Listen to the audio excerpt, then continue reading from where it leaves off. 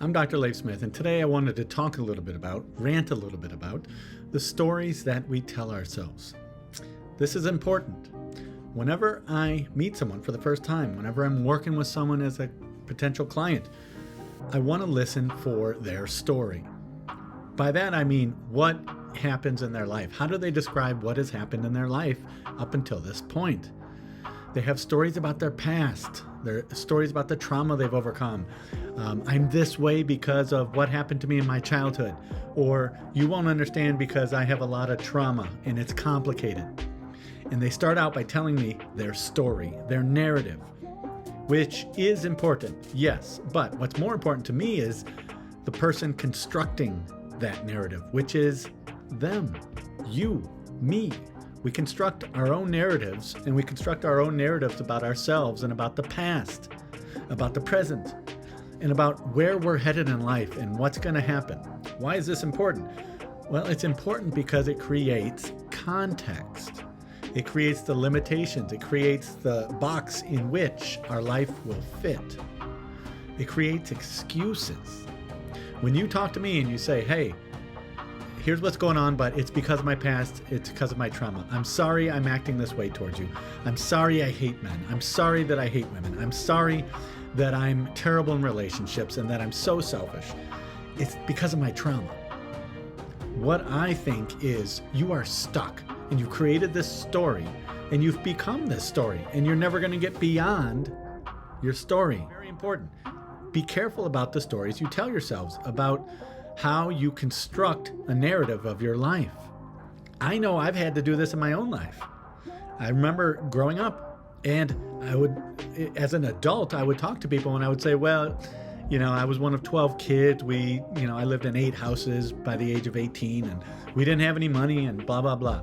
I was sick all the time. I was on life support. Had 2 parents that weren't the best parents for what we needed. Yada, yada, yada.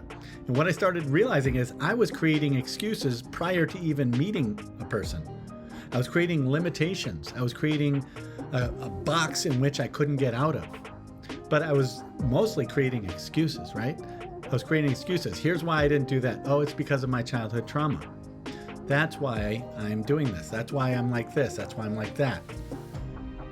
That narrative limited me.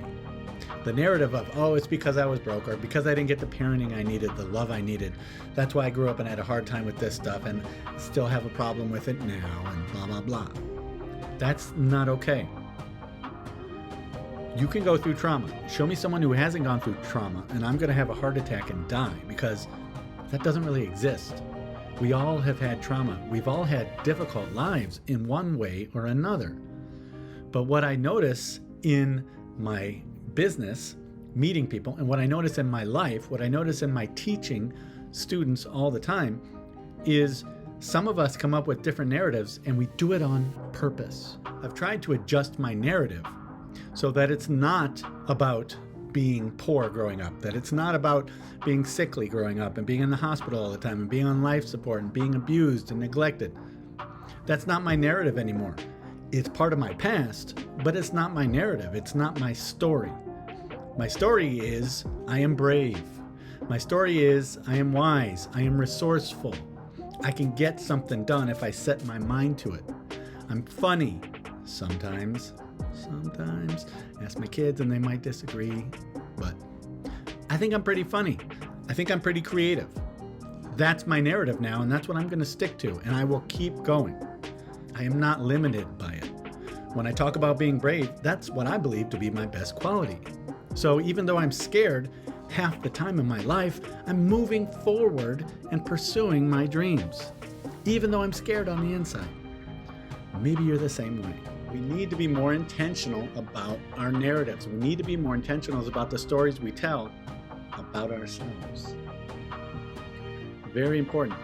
Look at your stories. Look at your narratives about your past. Are they limiting you? Are they functioning as excuses for the behaviors that you're doing now that are getting in the middle of your progress?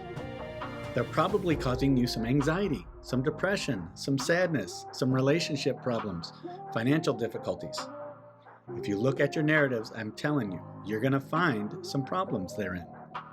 But if you can be aware that this is the problem, that this is what's getting in your own way, at that point we can make a change, right? We can really demolish the old story and reconstruct a new one. Just like I have, just like I help people do on a daily basis. So, rant over. I'm Dr. Leif Smith. If you're not a subscriber, I would love to have you as part of my community.